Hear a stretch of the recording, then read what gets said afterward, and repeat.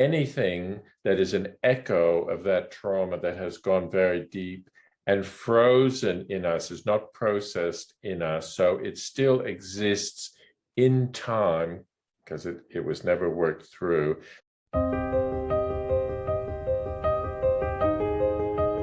I'm Andrea from Fight for Your Life. We are making this recording and this channel, Fight for Your Life, as a step one for people in their trauma recovery, to support them to understand if they have trauma, what it looks like, why give a shit, what do I do about it, how do we calm ourselves the F down.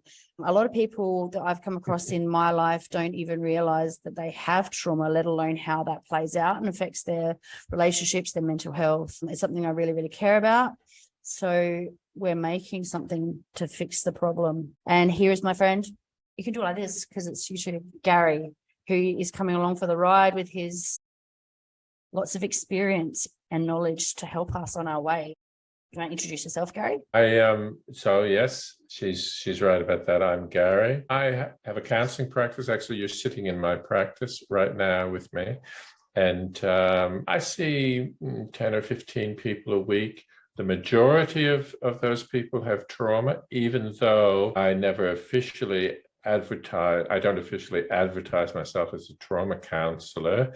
That's just the way that's panned out. I'm also a tertiary lecturer, and that includes lecturing in trauma. And yes, I'm glad that Andrea mentioned that many of us don't understand about trauma, because that's the situation I found myself in, both personally but also professionally, because most people who work in my profession, we're trained in talk therapy.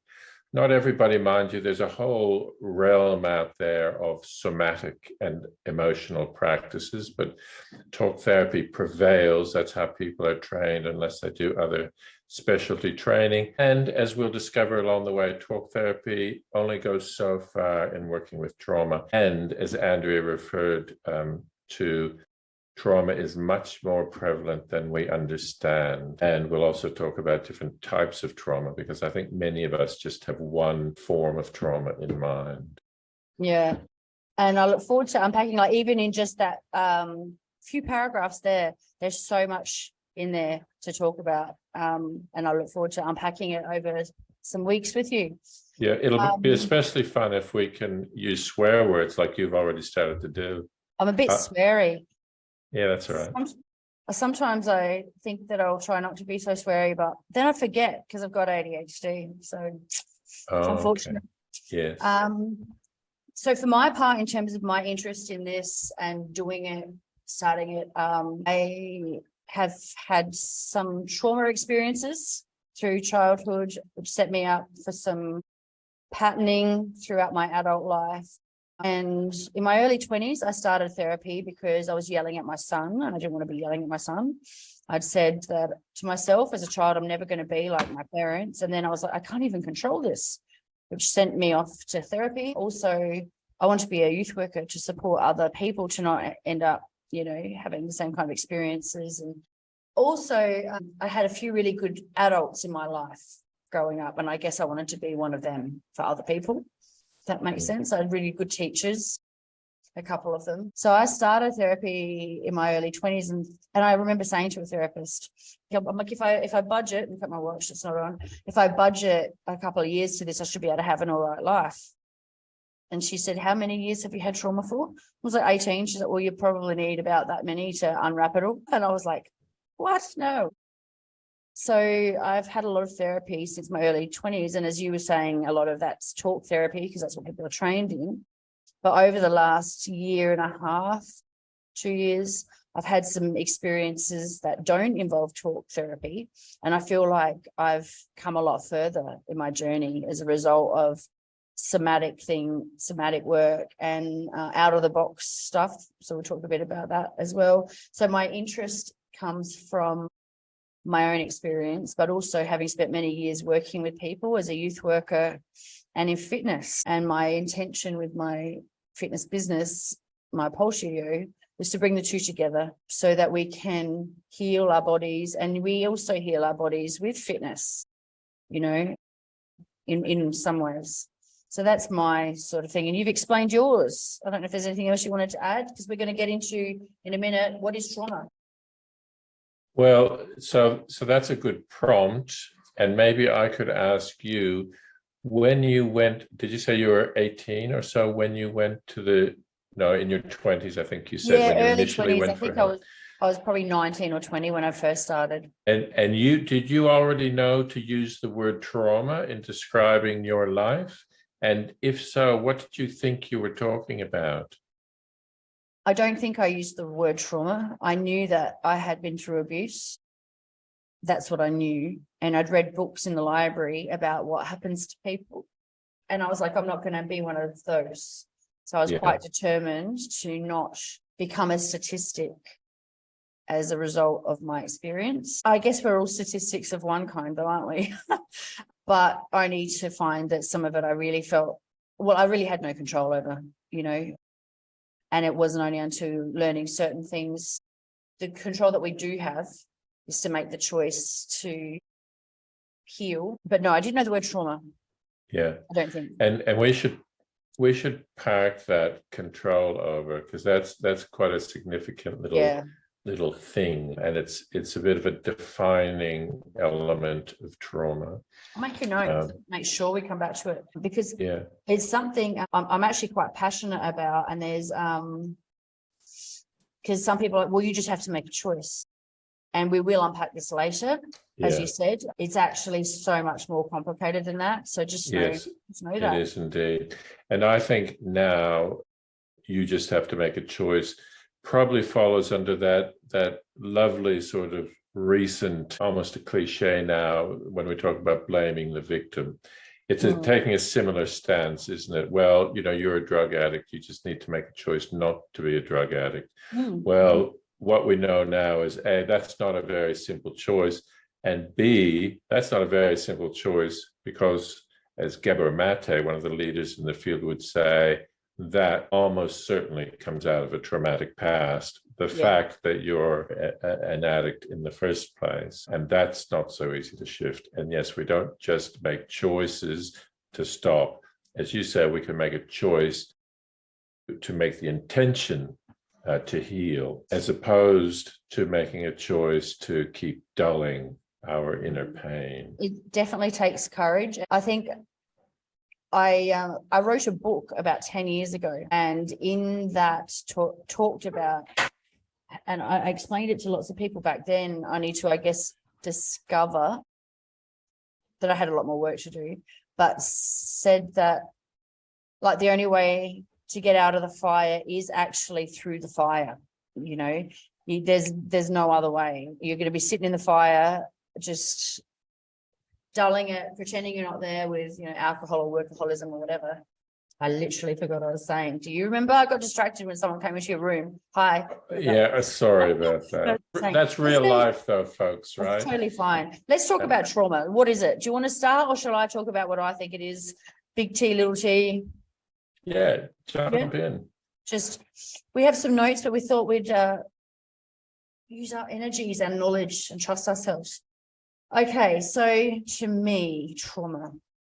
And I guess one thing to note, and I'll put this in a disclaimer, is topics may come up that could be triggering. So we won't ever go too deep and nasty, but there might be words that get used. So probably don't listen to this around children. Capital T trauma, big T trauma is, to me, big things that make you feel really, really powerless. Like you literally have no control over, you cannot get out, or like you're about to die. So literally being about to die or thinking you're dying is a capital T trauma. Being hurt by people who are supposed to keep you safe is a capital T trauma in any kind of way, like, physical assault, sexual assault, all those. They're big, the big ones. The little t traumas actually still affect our lives, but a lot of people don't understand. And I'll use the example I gave when we were chatting. Dr. Gabor Mate gives the example of his very loving mother, who wouldn't hurt a fly. He was a baby in the Holocaust, and the experience of his brain forming and his knowledge and safety senses forming as a little baby around a really, really stressful environment. So his mum and dad would have been really, really stressed. The world was really, really stressed. And so growing up like that, like imagine growing up as a child through that. You know, your sense of safety would be like that. Or, you know, I was watching Dairy Girls and thinking about what Ireland would have been like through, I don't know what the word is for that thing that happened in Ireland. The Troubles. Yes. Yeah. So you might not have had someone hurt you, but you've grown up in a time of real uncertainty. That feels like a capital T trauma to me. So there's lots of things that happen in our lives that you go, oh, but that's nothing. But maybe your parents weren't present. That's what we were talking about, workaholism. You've grown up with a parent who's an alcoholic or something like that, but maybe they never physically hurt you, but they weren't able to be around there for you. So those little T traumas pervade our lives and affect our relationships with others, including our children and partners. That's all I've got to say about that.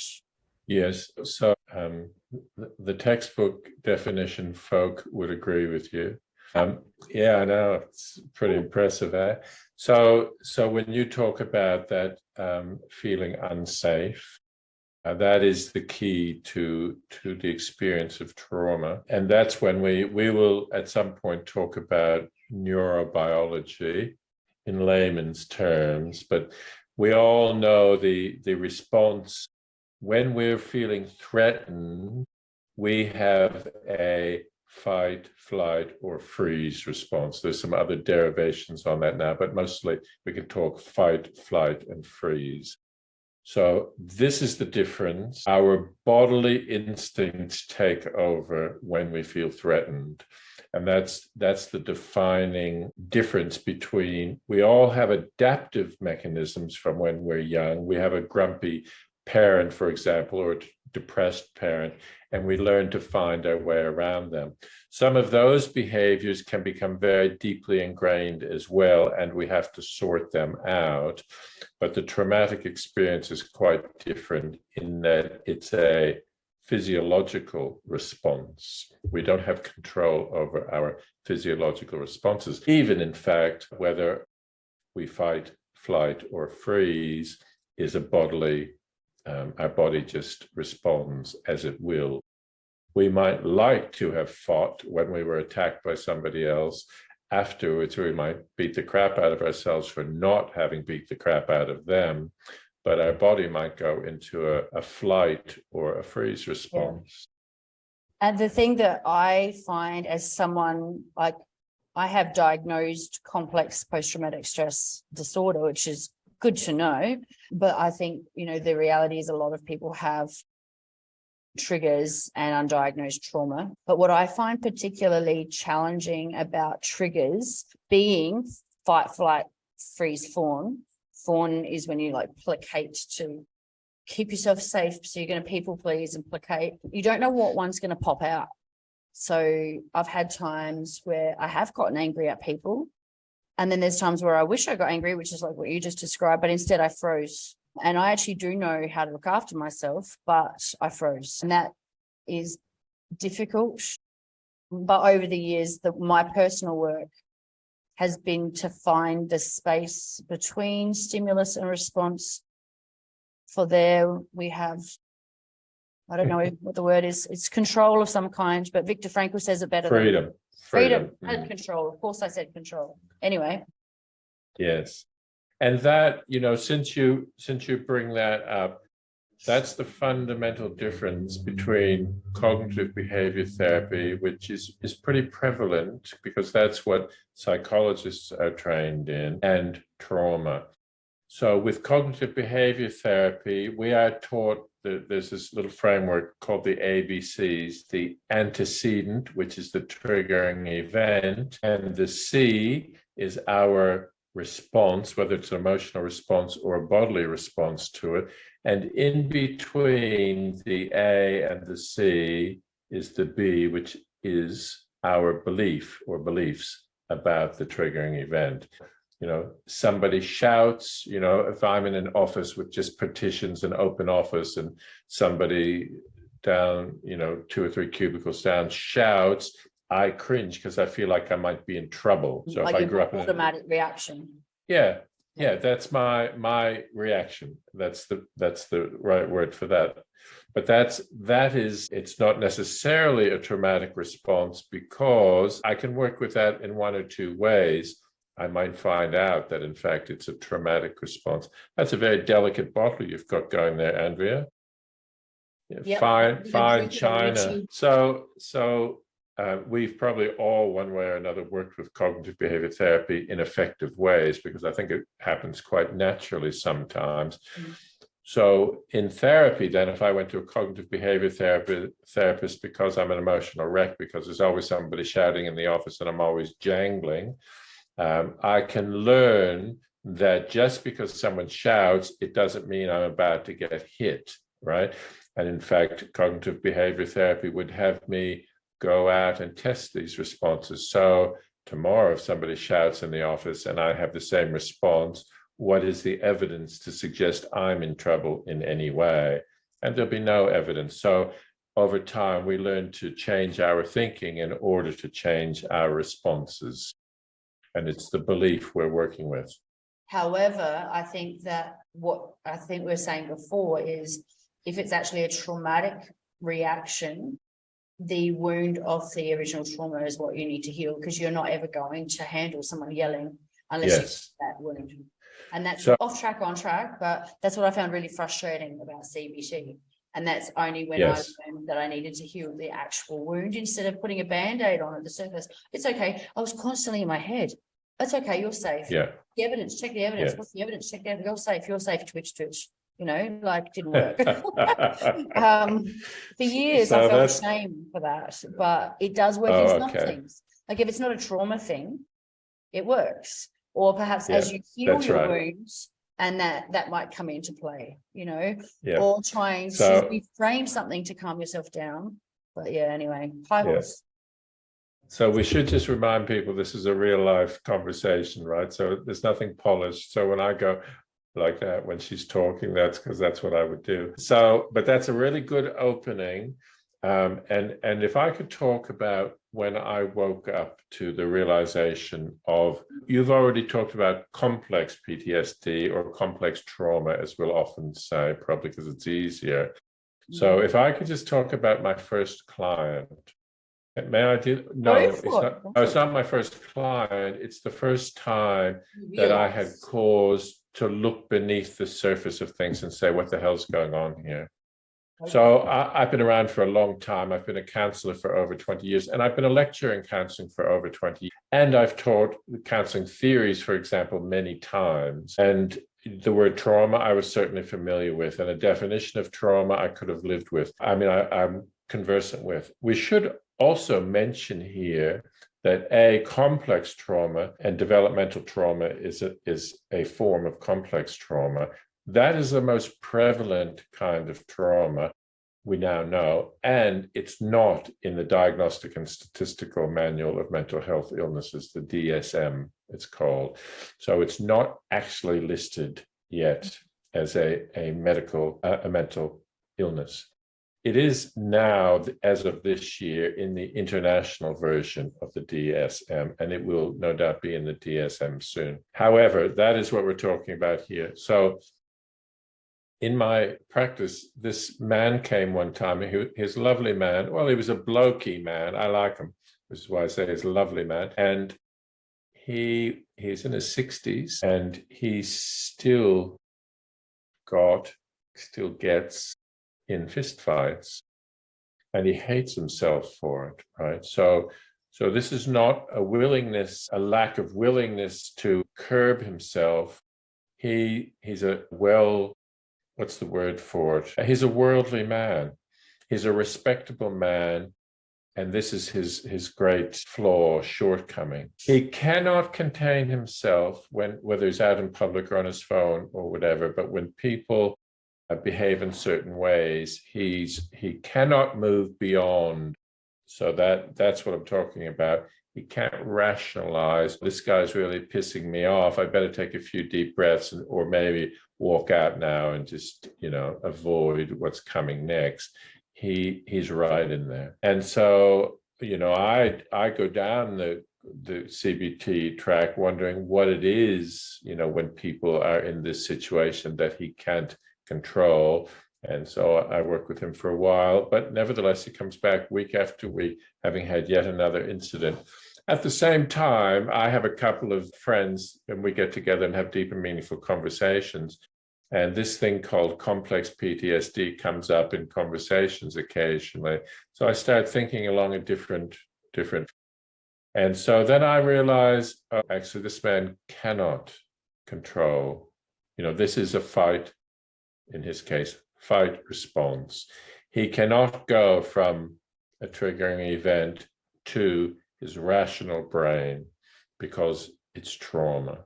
And that's the difference there. So, and then I think I better actually start learning about trauma because he's coming every week. So I start doing workshops in internal family systems, which, as you would know, Andrea, Bessel van der Kolk, in his very famous book called The Body Keeps the Score, he writes a chapter, and in that chapter he says internal family systems is probably the best way to work with complex trauma. Yes, internal family systems is so the the child. Bessel's shouting out. That's right. Anyway, there's a couple of power hitters there in those two names. So anyway, I think week by week I'll do this study and try to stay one step ahead of this fellow. Well, I was new in the field, but anyway, what that led me to was a realization that of the clients I could think about who I felt I didn't have enough of an impact on in a positive way, I thought back about them and I realized, yeah, I can see that now.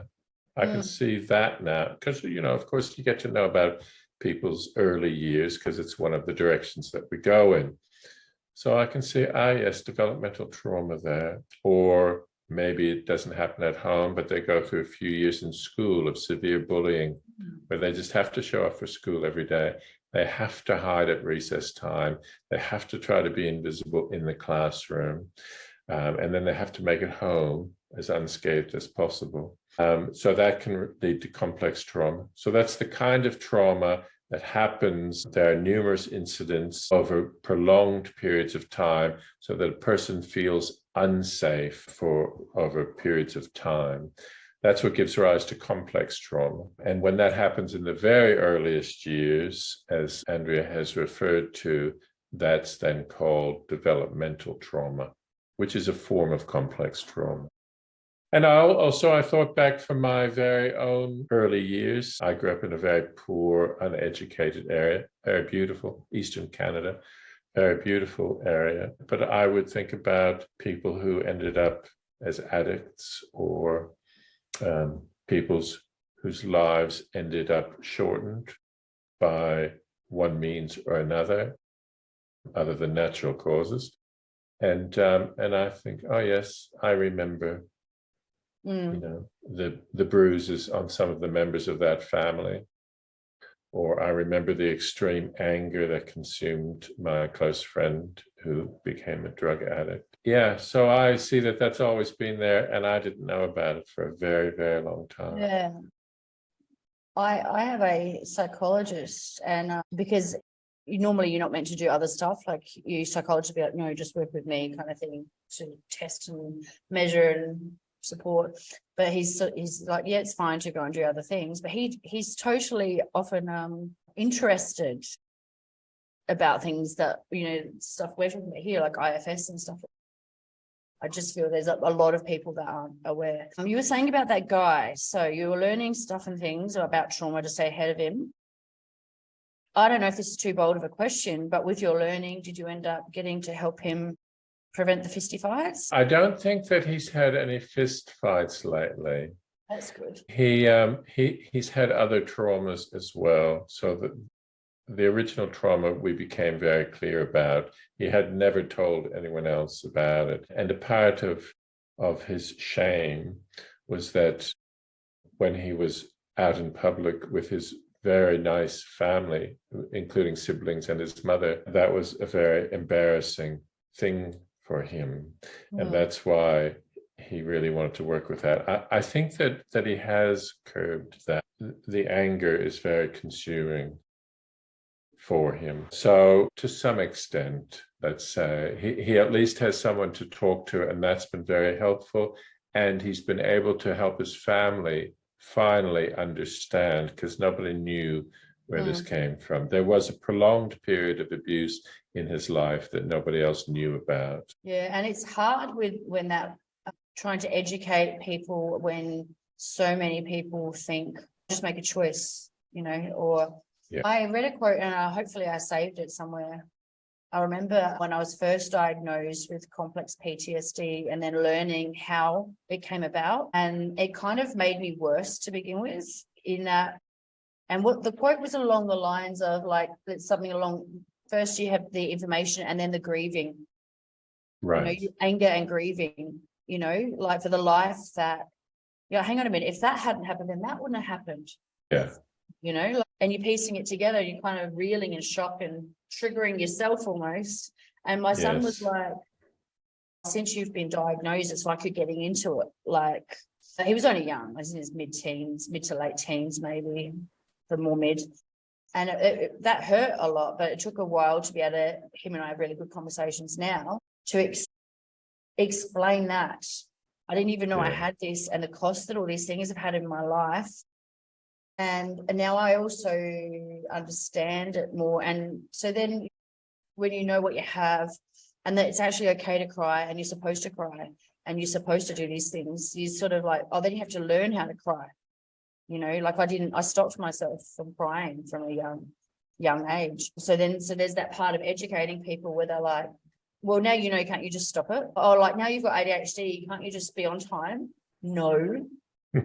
Like I'll try, tablets help. But once you know what you've got and there's a name for it, and this is really, really important. Because I know that some people might watch the start of this and go, oh, so you're just giving people an excuse. Or you've been through trauma, so now you get to blah, right? And a lot of people, and I've had that said to me, and I'm like, no, now you know what it is. It is therefore your responsibility, as far as I'm concerned, for myself especially, I'm not here to tell anyone else what to do, to minimize your footprint on the earth. Stop being like, if we're undiagnosed, untreated, we're the walking wounded, walking around hurting all these other people and ourselves. And once we know, then we can start to repair and stop hurting other people. And we have to know to be able to repair. And that doesn't even mean it's going to be perfect all the time. Yeah. Like I literally have been rewiring my brain with a certain technique called EMDR, which we'll talk about techniques another day. And I do lots of work to prevent myself from getting triggered. And I could literally have an EMDR boot camp and rewire a whole lot of my brain. And then something will happen one day and I'm still going to get triggered and I'm still not going to be able to control it. So it's like going control what you can, accept what you can't. But, do your best every day. So I don't know. I just wanted to say that it's not an excuse to misbehave, so to speak. Yeah. Yeah. So one of the ways that I've heard that framed, I'd like to attribute the source where it belongs, but I don't remember any longer where I first heard it. But, there's this long-standing nurture-nature debate. How much of us is from our nurture and how much do we bring with us is our inner nature? And the thing about developmental trauma, and I think it's a comfort, or it should be a comfort, is the realization that actually we're talking about nurture, not nature. Yeah. Because it's what was done to you. I also will qualify that statement over time because I don't like the whole notion of victimhood at all. But nevertheless, it's our environment and individuals in our environment that caused the trauma. And because a lot of individuals carry a lot of shame, and shame we carry about ourselves. It's not about situations, but we define ourselves through shame. And we are not defective people. People who have developmental trauma, it's not about them. And that's an important distinction. Yeah. Yep. I get what you mean. Yeah. So anyone listening, it's not your fault. So many people talk about this too. I can't even think of the phrase, how to put it either. It might not be your fault. responsibility. Yes, that's a good way to put it. Yeah. There was another thing I saw lately. It was an interview. I was just following up a particular doctor. I guess we'll give people resources of videos and things that they can look at, won't we? And this is one of those people who does a very inspiring video, Dr. Nadine Burke-Harris. And but anyway, I was just following up other things with her, and she had an interview with Oprah Winfrey. I might have mentioned this to you, Andrea. And this interview was at the time of Oprah putting out a new book, not very long ago, I think.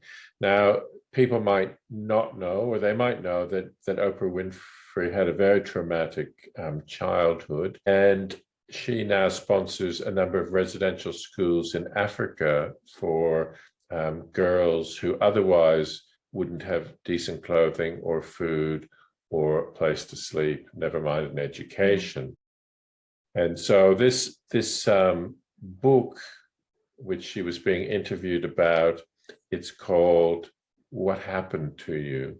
And she called it What Happened to You in order to make the distinction between what's wrong with you and what happened to you.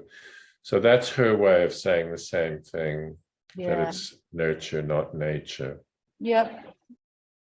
Now, we could probably wrap up soon, but I would like to just we touched on it a little bit. We can probably do this one we talked a little bit about trauma response versus a normal response. I think we kind of talked about it. Just had a few points we wanted to touch on.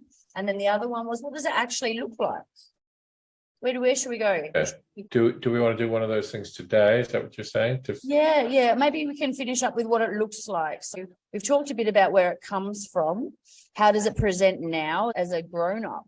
So we talked about that guy kind of accidentally getting into fights. That's one thing. And if we just, we'll talk more about this in more detail another time, but the internal family system stuff, this is probably a really good way to articulate what does trauma look like now, because it looks like being a workaholic and not being able to connect with your kids properly. It looks like pushing your kid off your lap when they want to connect, but you have some kind of wall.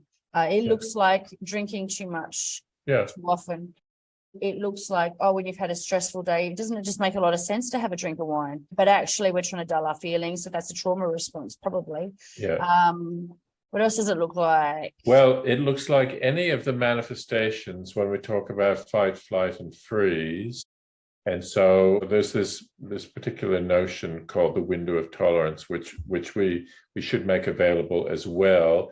And we can speak to the window of tolerance, but that goes into, when we get triggered. So let's talk about if we have that original trauma, anything that is an echo of that trauma that has gone very deep and frozen in us, is not processed in us. So it still exists in time because it was never worked through.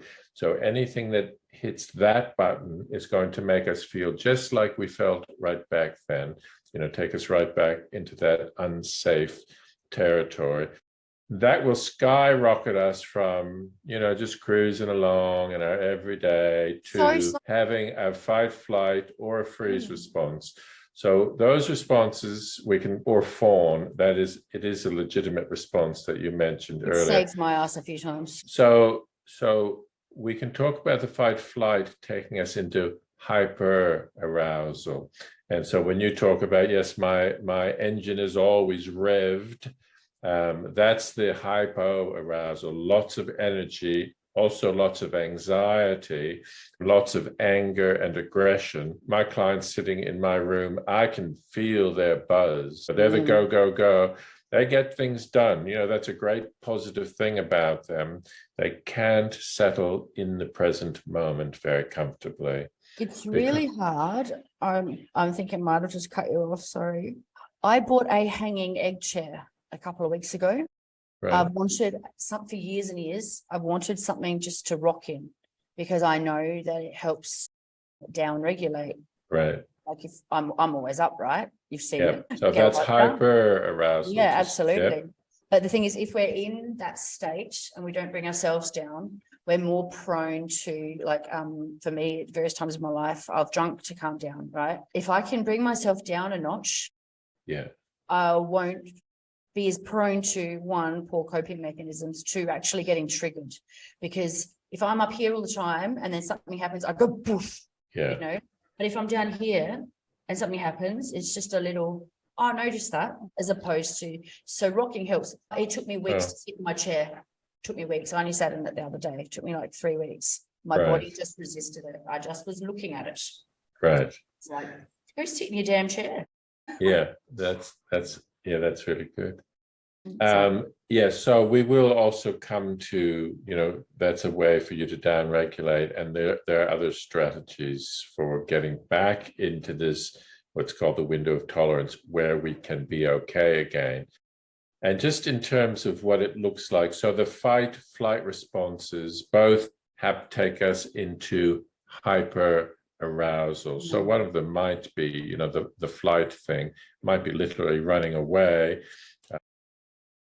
Were you going to say something? You keep talking. Just pretend that I'm still here. My battery's running low, so I'm actually slide my table down toward a PowerPoint while you explain what you're doing. Yeah. Go on. So the other response that I was going to mention, other than the fight and flight, is what people would know as the freeze response, and that takes us down in energy. So I think of it as flatlining. I don't know if people remember that movie.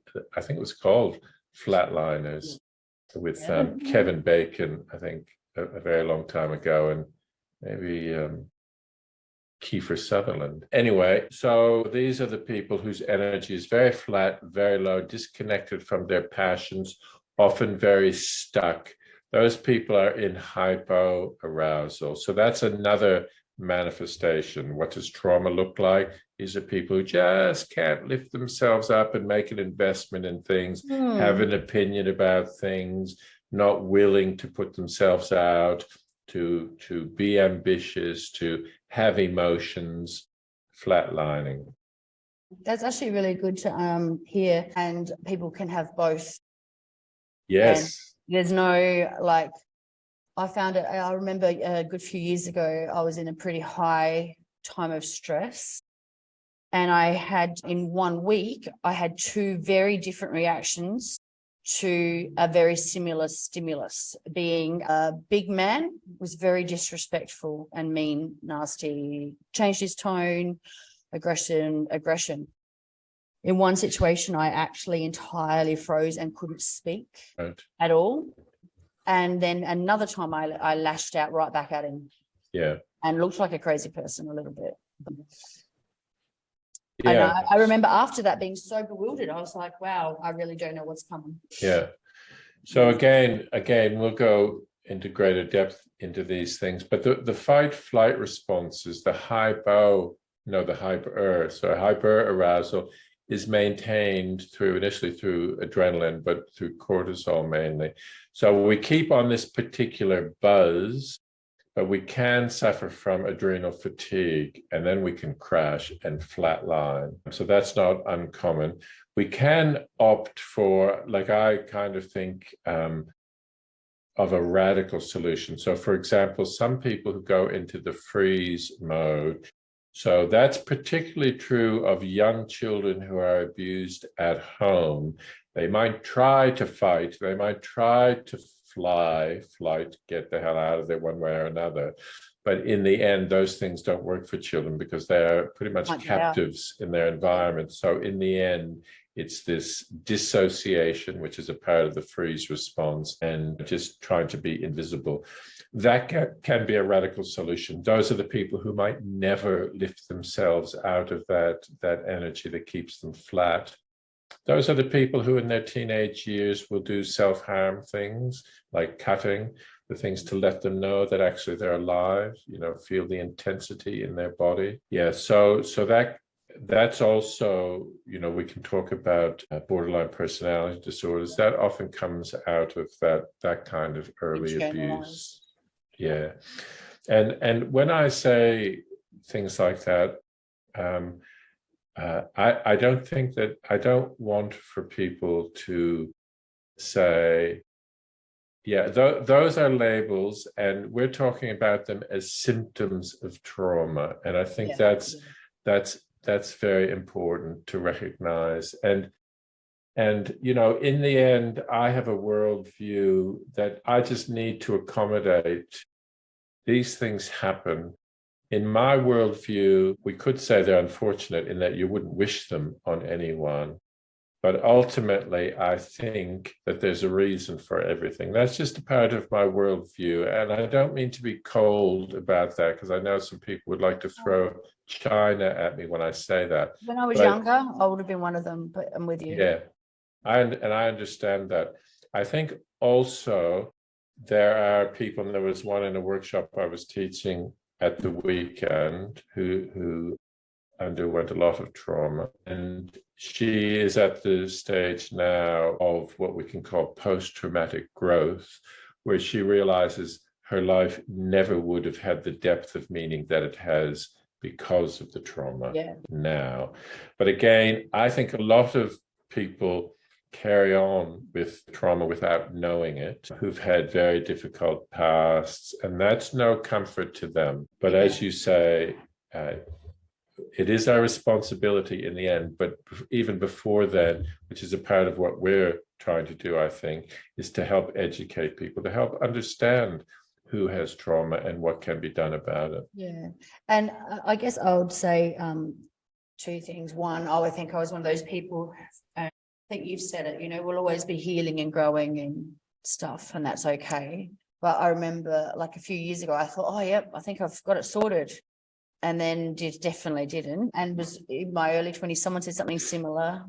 And I was like, fuck off, mate.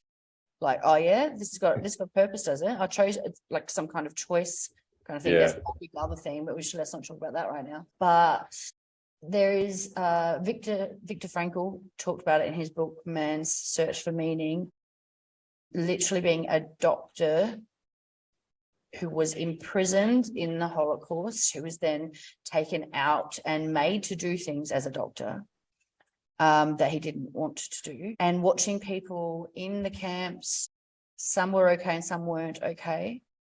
I think he was a psychologist. I can't remember, but he was observing in the camps who was okay and who wasn't and why, what they were doing. And one of his biggest things is meaning making. And when I was younger, the thing that kept me going was there's a lesson in each day. If I can learn and grow, there's a lesson in each day. You know, I think we talked about that when some people with trauma struggle with gratitude as a concept. Let's look at what went well, what we learned. So I guess I just say it as a beacon of hope to other people. And it is what keeps me going.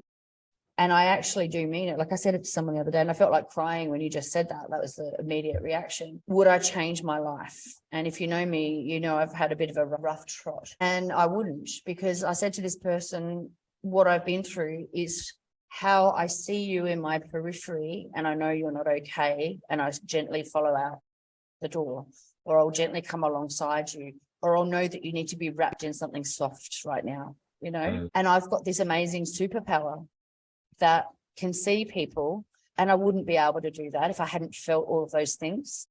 And I have a lady, she's had a bit of a rough time, and she was one so long ago. I had my big white fluffy dressing gown here, and something happened, and I just literally went and got my dressing gown. I'm like, is it okay to just wrap you up? And I just put it around her, and then she just sort of folded, and she said, this is why I love it here. And I just held her for a hot minute, you know, and wrapped her up in fluffiness. And then, and I've had but she's, I just wouldn't be able to do that, you know? And so taking meaning from the things that happen is okay. Like, how can you turn it into gold? You know? Anyway, that's me over and out. I think anything else we can probably touch on. Did you have anything else you wanted to say? No, in terms of this is the first of our talks. And I guess, are you doing an intro, or have you written up something where people might be able to eventually ask questions of us or pick up some resources and so on? You've got all that under control. I wouldn't say under control. She's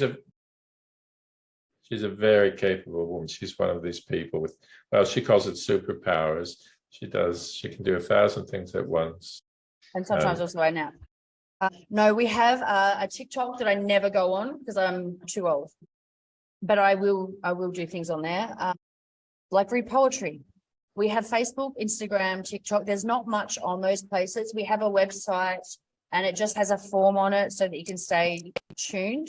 I also have another business, which is a pole and fitness studio, and I'm working on that as well. So I've been kind of struggling to manage both, funnily enough. Oh, really? The Superwoman. But there's something in my life lately, we've tried, this is our third time recording because I stuffed up the first two, but I'm really driven with this because I just see around all the time, so many people need it. And I'm like, and this is why we're making Fight for Your Life. So yes, there are channels. Yes, you can reach out. I'll put them in comments. If you do have questions, reach out. We're just here to help people find their way and lessen their footprint on the earth.